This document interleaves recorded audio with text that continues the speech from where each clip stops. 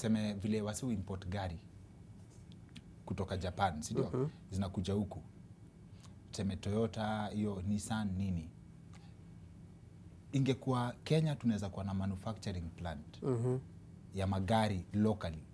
Like hizo gari wasi import inatengenezewa huku, so ile do yenye wasi ubuy nao huko juu unapata inakuwa almost half the price. Wasi wanaweza ipata nayo hapa. True. Would that inaweza kuwa idea poa, si ndio? Definitely. But gava yezi sacrifice hiyo duty ya kununi gari ndio wasi wapate. But acha nikushow, the role of government is not to make money. So the role of government is to create jobs. The reason why we want to tax is so that they can be able to they can actually need to transfer pricing. That wanaweza support other, like let's say kitu kama fuel levy. Yes. So everyone who uses a car analipa high fuel prices. But it's because the government needs to support roads so that even the people who don't have a car can get good access ya barabara. Yes. So they charge, the reason why they charge taxes is because they want to support other people. Okay. So if the government want to support UMC, if we can spend half of what tunatumia kubuy gari, it means we have the other half, what we call in economics discretionary income. Hiyo ndio pesa utarealize by the way uko na more money una need kubuy like unaweza buy sasa, unaweza amua kuweka ka project kakuku hapo kwa backyard yako, assuming hauishi kwa flat. Okay. Unaona? Okay. So if you do that, kuna mtu anakuuzia kuku anapata job. Kwa flat unaweza weka watu wa flat ni weka machik. But then ulikuwa na discuss na story fulani ukaniambia land is overrated as an asset in terms of msewa biashara. Kuomoka ni nini according to wewe, na is land really the ultimate investment? My best case scenario for the country is if we can tunaweza open up watu ku invest in small businesses. Una get? Yes. Top of your mind, the richest people on earth. Niambie any I'm assuming unajua few. Bill Gates. Wealth yake ni Microsoft. Source of wealth ni Microsoft alianza akiwa I think alikuwa first year or second year. Eventually akaacha masomo it was a small company back in the day. It was supported. Una get? Yes. Anyone else? Like think ata Kenya. Okay, but Africa inakuanga tricky. Wacha to stick to maju. So if you look at even if you look at business moguls in Africa, the big names they invested in small companies. The billionaires of today, akina James Mwangi, their source of wealth is because they banked on a small company. They gave it their all, it can grow. So for me, my goal, the best case here Africa ni, if we can create your value chain where people can actually what I realize small businesses is one of our best ways out of poverty. Okay. You will make a lot of money. If you're being paid $1 million shillings a month, to imagine huyo mtu analipangwa $1 million shillings a month, do you know how much the time it will take him to get $1 billion shillings? Interesting that you brought that up. Ukiwa na what would it take in your own concept? Naweza share nawe yangu ya mse mwenye ana earn 20k per month, mseme for example hiyo ndio mse ana earn kukuwa millionaire. Hesabu yako ya economics ndio ukwe na 1 million bob kwa account yako, na we the maximum unaweza make ni 20k. How do you compound ufike mita moja?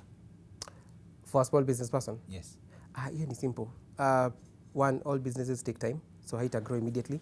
Yes. But if you're patient and if you're truly dedicated, when we started our first company, we started with zero capital.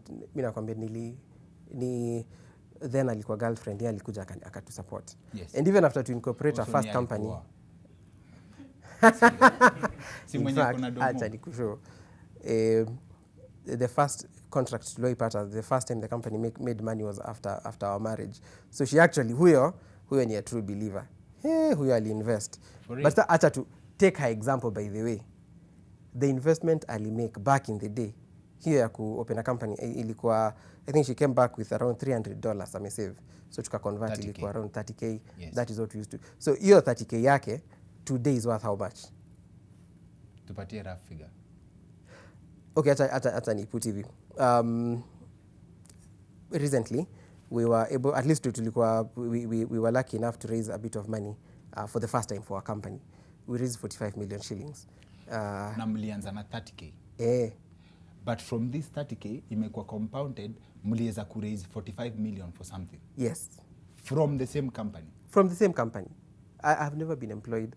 Yeah, aliacha job yake akakuja. So this is all we've been doing. So it's possible. It is. It is very possible. possible. It's possible. Yes. Ni possible manze.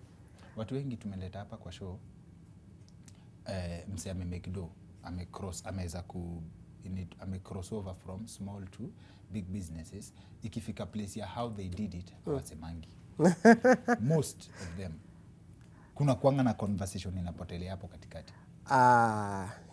Sasa the problem with Africa, mimi naweza kwambia openly.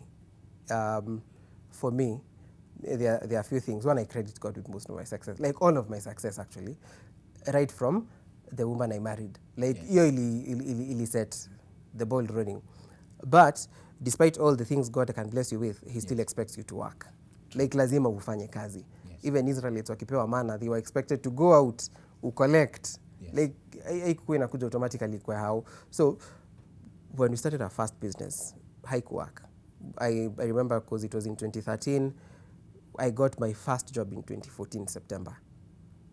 So from 2013 to 2014, zero. We were pushing an idea that never, hakuna client hata mmoja alibuy. Not even one sale.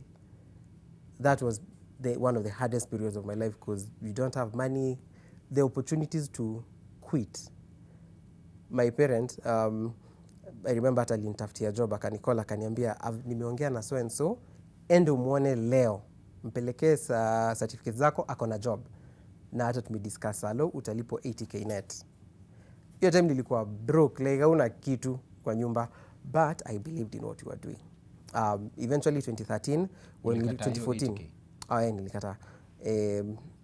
But nilimwambia nilienda nikatafuta hiyo job, but in reality hata sikuwa ienda. It was not me.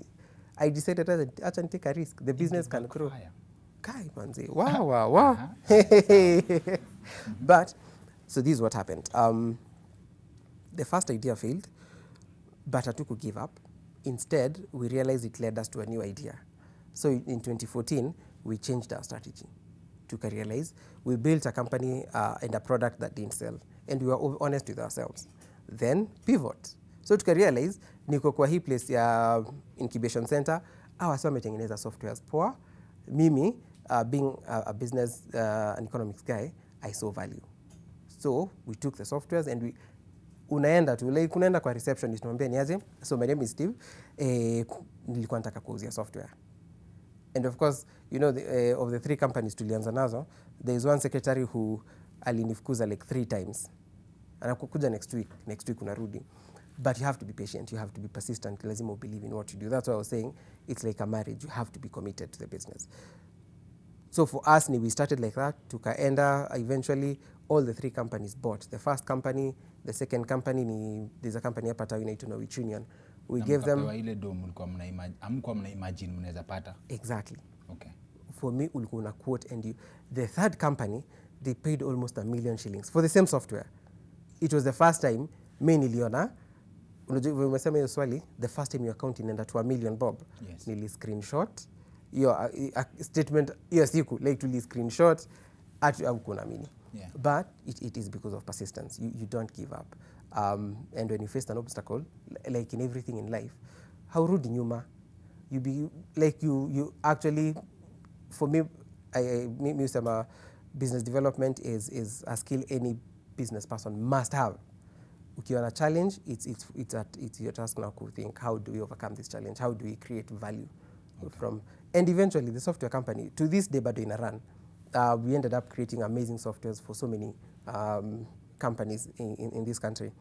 And it was from that company that now, when eventually we started this other company, Notify, it was the experience yenye tulikuwa nayo ya software ndio ilitusaidia.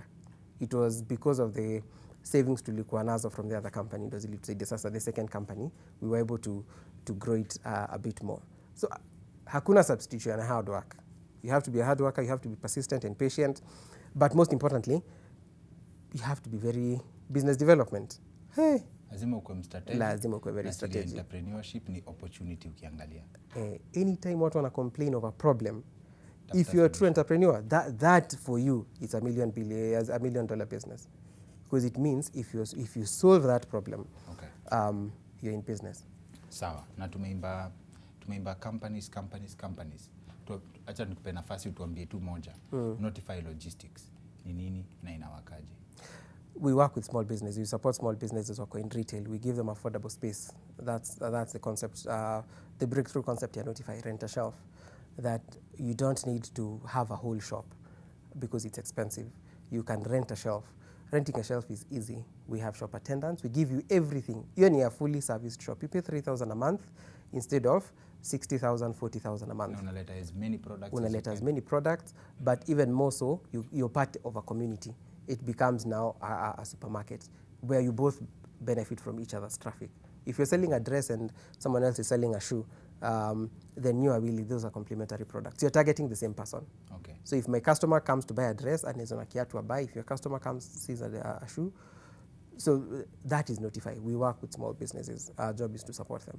Now, in terms of entrepreneurship, what did you see ndio decide kuanzisha Notify Logistics ndio mse ajue apate the concept of how to identify an opportunity? Problem. Nimekuambia, when you see a problem, for us that is true. Yes. My Australia business, I think nimekuambia earlier, there is a trip alikuwa naenda China. So she met this manufacturer of cosmetic products. So later on, she decided to import akuwe na kaside hustle kake. So when I import hizo products, we realized the challenges of a small business. Products ziko home, umemarket online, umepata customer. Customer anakuambia atakujia tao. Uko na shop. Unamwambia huna shop, so mna agree mkutane 5. Umebeba product, umekaa tao, umefika 4:30 uko tao. Hauna place ya kwenda, you go to a restaurant. So already unaanza kukula pesa hata hujamake. Juu customer bado hajakuja. Yes. Customer akichelewa, akuje 6. Sasa ni ujipange kurudi home. Fare imepanda, umekula. So hizo ndio challenges si tuliona from her business. And hiyo ndio lead sasa to thinking there has to be a better way. Because tulikamtao kuuliza space. Our first shop was a shop like, I think ilikuwa 2 meters by 2 meters or thereabout. We were paying 18,000 a month. Hiyo ni shop ya mwezi kwa watu wawili ndani. Yes. So umeinvest in 3 months deposit, umepartition your shop, licenses. By the time you even start the business, you are short 150,000 for that small shop. Okay. How do we expect huyo msee ata recover? So what I'm getting is kama msee ako na product, sema niko na nipatie nini viatu. Niko na maviatu nataka kuuza. Nikiwaletea ni rent shelf, inamaanisha you cover advertising, you cover costs za your placement. Mimi nalipa 2,300. Unalipa 3,300, we advise you to market. Unajua biashara ni yako. Oh, una market. But now anytime you get a customer, you tell them my shop is so and so. We started with ako shop I think ilikuwa like 2 meters by 2 meters. It was such a small shop, atungefit watu wawili comfortably hapo ndani. Yes.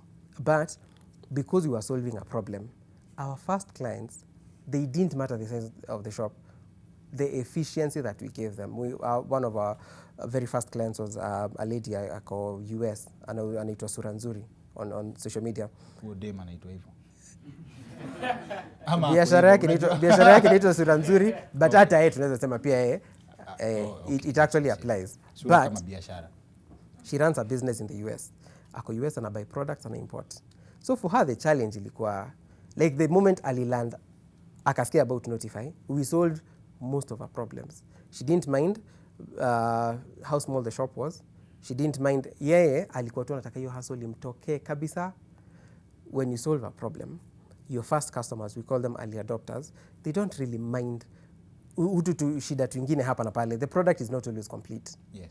And the first adopters, it's because the money they give you inakuwa now invest in the business. So we moved from the small shop, saizi, we have now a mall hapa Moi Avenue, which is now 3 floors. Mall. Now we've invested in so many other things. 2 meters by 2 meters shop. That was in 2018. You've done well for yourself, Mazi. persistence, nini, but above yote, Mungu mbele. Mimi natafuta hiyo nini. Manze, congratulations, asante sana, you've done well for yourself. Na endelea kusupport small businesses kabisa and all the best in your business ventures. Asante. And I hope watu wameget kitu, si ndio? Yes. Wapi makofi yake? Wazi. Asante sana Steve Waweru, guest wetu. I hope tukiwa na swali yote ya biashara tunaweza kuget tena. Mimi niko easy. Asante sana. Yeah.